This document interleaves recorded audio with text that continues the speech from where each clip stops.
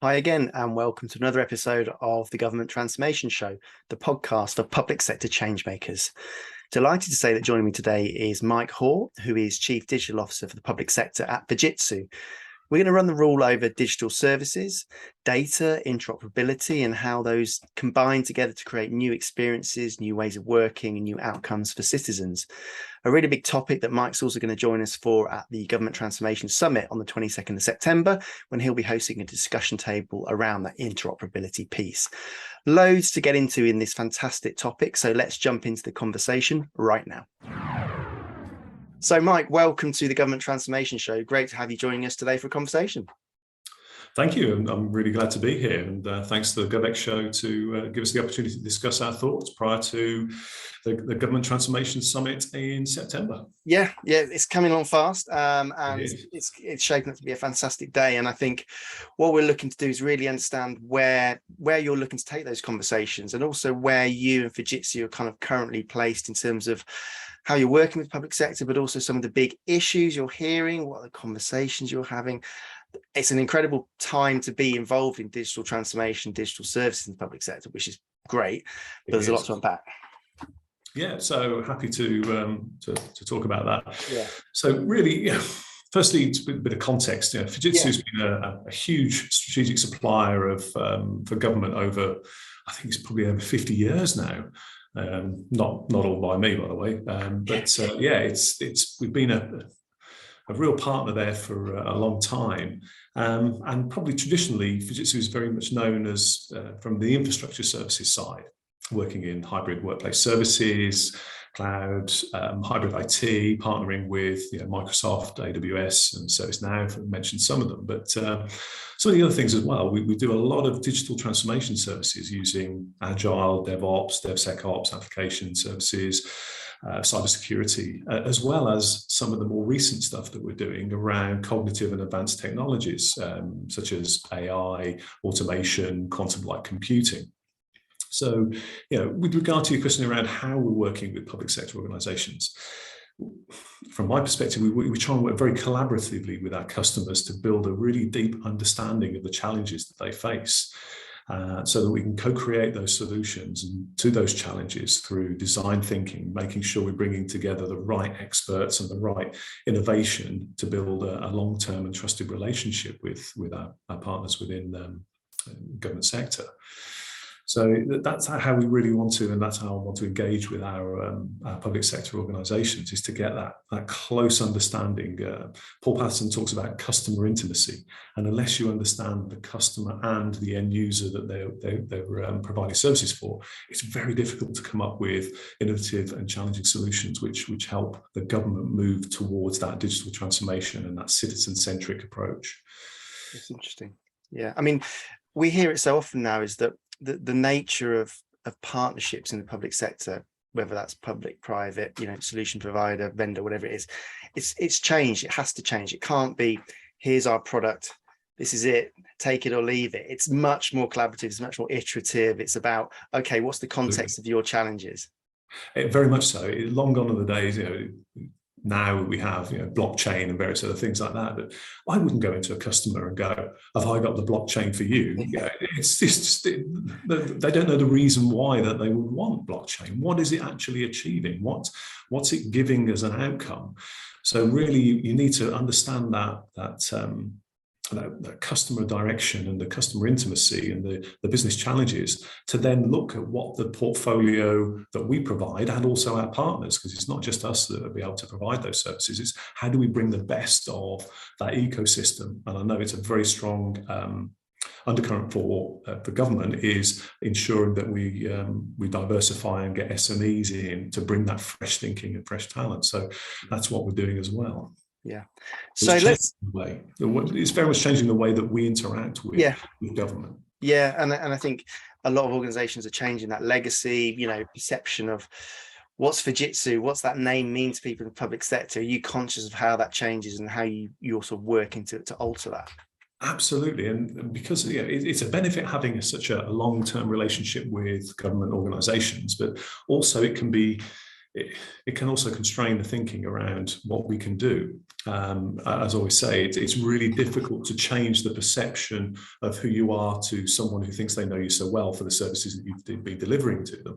So, one of my key goals is working with government organisations to really bring the difference and show them the capability that we have outside our more traditional services that we provide certain government organisations, and really show them that we have that digital transformation, which we've been doing with a number of the government organisations, but we need to make sure that other government organisations, pan-government, local and central, understand the capabilities that we have and the benefits that we can bring.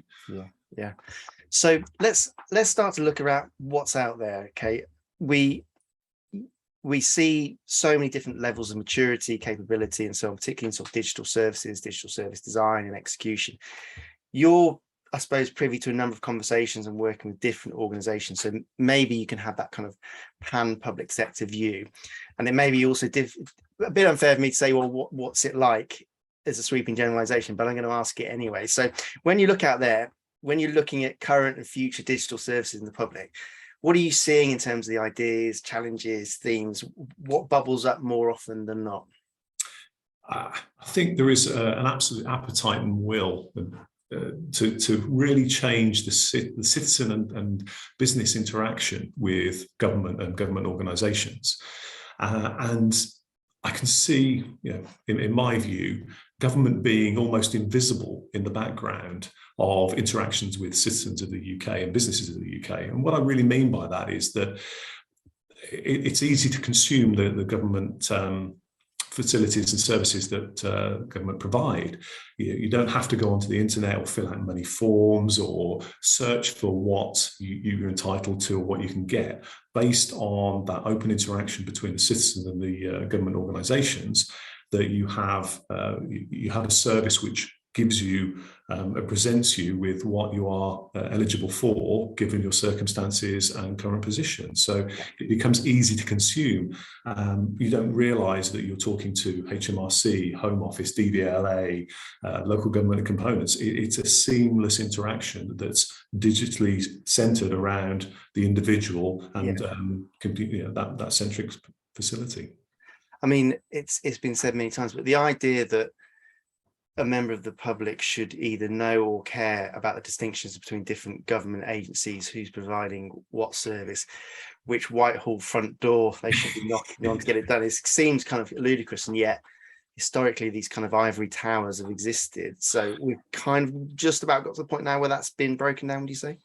I think we are at the forefront of that, and we are starting to see, with the way government are setting themselves up and interacting, that they're trying to break down those silos and actually work collaboratively together. And that's going to be a key enabler for that invisible government transactions into citizenship, into that mode, is breaking down those barriers, the interoperability, the data sharing, the transparency and accountability, to both from a government, and it requires private sector as well to benefit from that in order to help that citizen experience and really take that digital transformation forward. Yeah.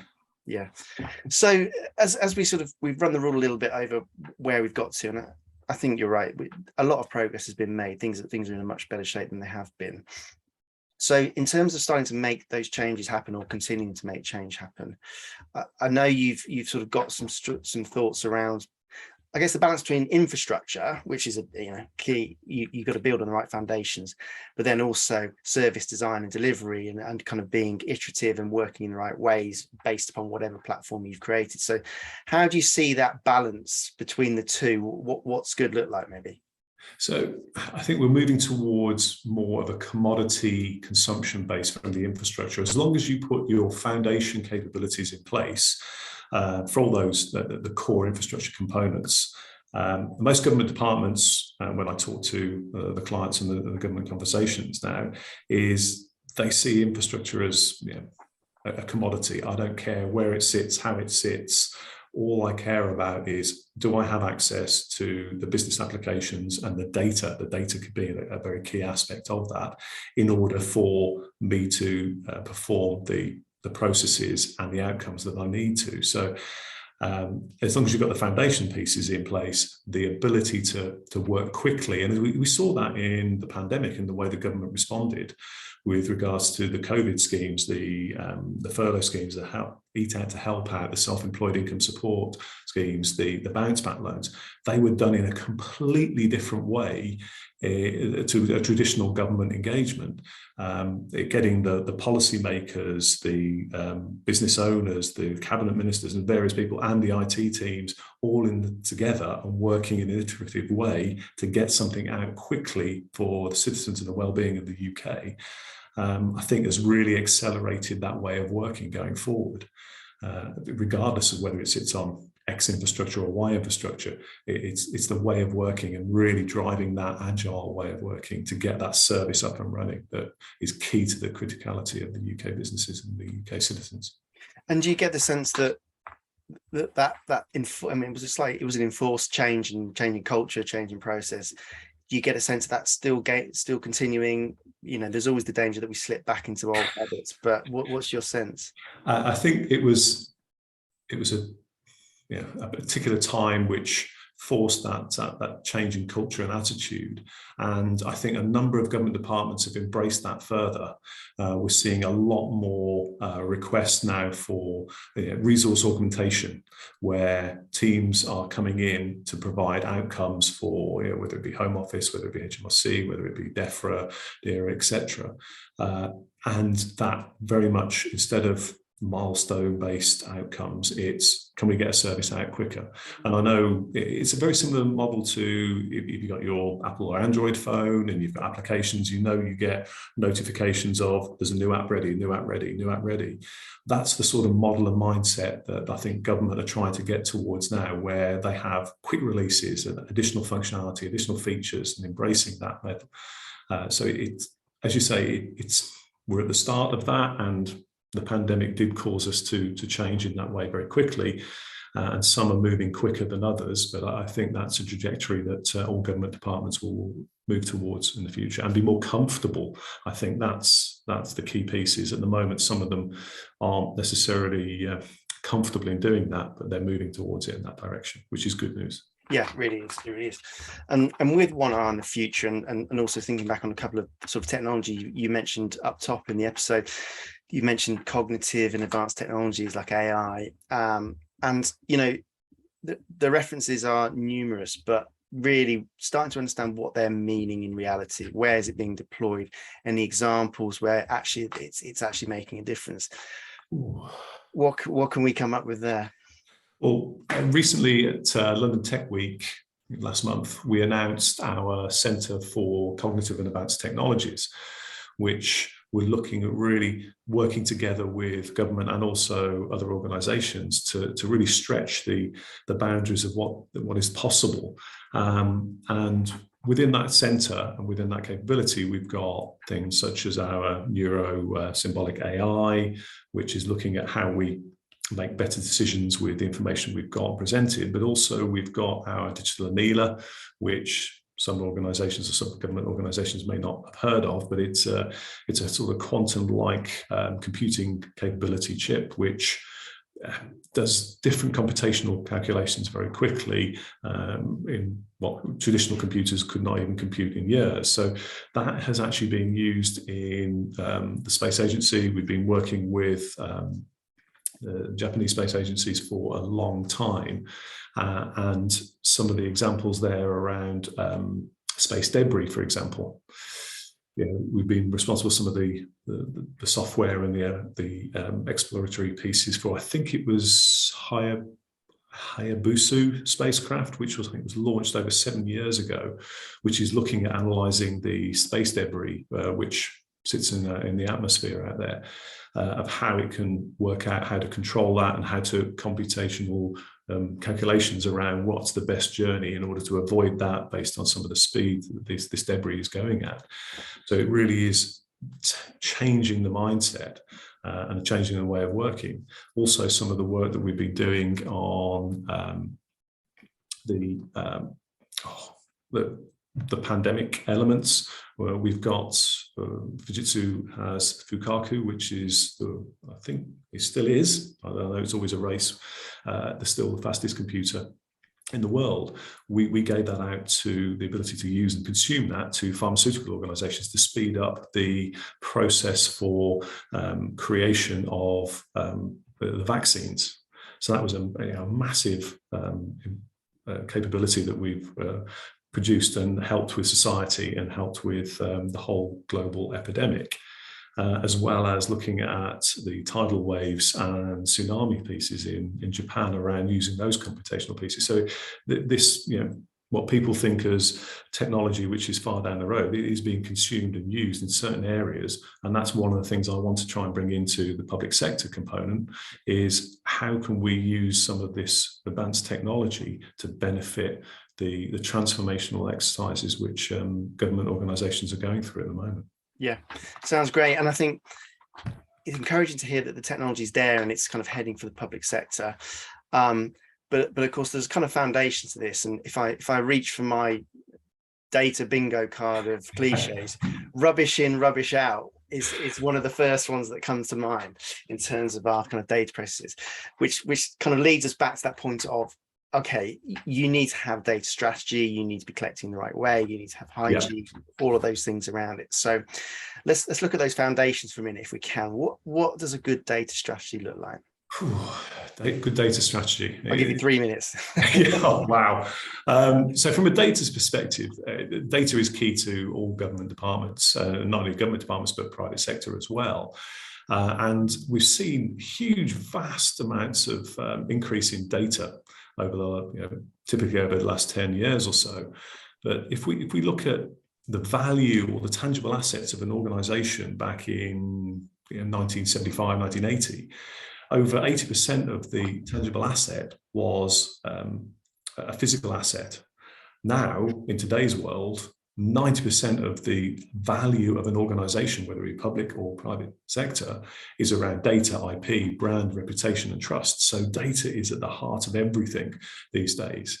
And that's something that we need to be mindful of that. And as you say, is a key component. Poor content in, you get poor content out. So quality is a key component of that. And data has no respect for either size or sector. Every organization has it, and we need to make sure that we can gain useful insight for that. And in order to do that, as you say, you need a decent data strategy going forward. So an effective data strategy should always start with the business. It has to start with the core identity of the business it's working with, because useful context, the data and business context must be understood so you can understand the value of the data. It's not necessarily easy to understand the value of the data. So a correctly constructed data strategy ensures that all the data initiatives that you've got and the business processes that you've got are all aligned in a way which are the most efficient in allowing you to consume that data and have an understanding of where that data needs to be. So it is a key component of that. So in order to sort of deliver that, you need to sort of realize it's not necessarily technology based. So a data strategy is independent of the technology that sits and resides there. You need to understand and really construct that data-led and business-driven data strategy in order to then flow that through the whole organization. And I think a key component of that is having the ability to share that data with whoever needs to consume it. So it needs to be accessible, it needs to be correct, the quality needs to be good. So that's another component of that data strategy, is ensuring the integrity of that data, because it creates a trust between the consumer of that data and the owner of that data. And that trust component is a key component of the trust relationship between the citizens and the businesses of the UK and the government organisations. So that is a key component, is that data strategy. I know that's probably a little bit more than 3 minutes. No. I jest, but it's so important to get the fundamentals right that it has to be done right. And I just want to pick up on the idea of sharing that you mentioned there, because obviously there's that sort of contract between the citizen and the government agency in terms of how they use and protect that data. But increasingly, there's also this aspect of sharing data between public sector agencies, and nice segue into looking ahead to the Government Transformation Summit on the 22nd September, because you're hosting the discussion roundtable on maximising interoperability and integration in data. So this is really starting to, this potential is huge in terms of sharing data, layering up those data sets. But for you, what are you looking forward to exploring, sharing and hearing when you get to those conversations at the summit? So, as I said, the data is at the heart of everything that government does. And I know government recently published the Government Data Quality Framework, which I think was published, when I say recently, it's probably in 2021. I'll be corrected probably on that one, which is part of the National Data Strategy. And really, I'm really looking forward to seeing how organisations are willing to start to share and create almost a data market between government organisations around the cultural changes which are required. And one of the things that we learned through the COVID schemes is that in order to really bring that confidence together, bringing government departments together to check and balance some of the data that they have and interoperability of that. And a key component will be the digital ID of you and I, of organisations. And how do we then control the quality of that, and how do we control the ownership of that and the ethics associated to that? So there's going to be a lot of debate about how do we effectively interoperate the components of data between us. And the fact that I know that I think there's another representative from the Estonia side coming in and looking at some of those examples that they did where they hold data once. You don't have to hold my name, your name, companies' names in different departments. We can share the ownership of that and the consumption of that. So that's going to be a real key component to me, is how we also go through that data life cycle, from who creates it, who can update it, who can read it, who can delete it, who had the old life cycle components to it. I think when I was programming back in many years, probably mid-90s, it was around that CRUD matrix, the create, read, update, delete piece around data, nothing about technology. So that's what I'm really looking forward to, is how do we then start those conversations going of what are the challenges that we're going to face, what are the things that we need to do, what are the things that we need to align in order to bring this together and really bring to life the government national data strategy. Fantastic. Yeah, we can't wait. I mean, we're sort of a few weeks out now, and we've got people coming in from US, Europe, Canada, Estonia, so many perspectives and different levels of maturity, different levels of capability. Absolutely. And then within the UK as well, we've got different agencies, the big beast of Whitehall, some of the arm's length authorities, all at different parts of their journey.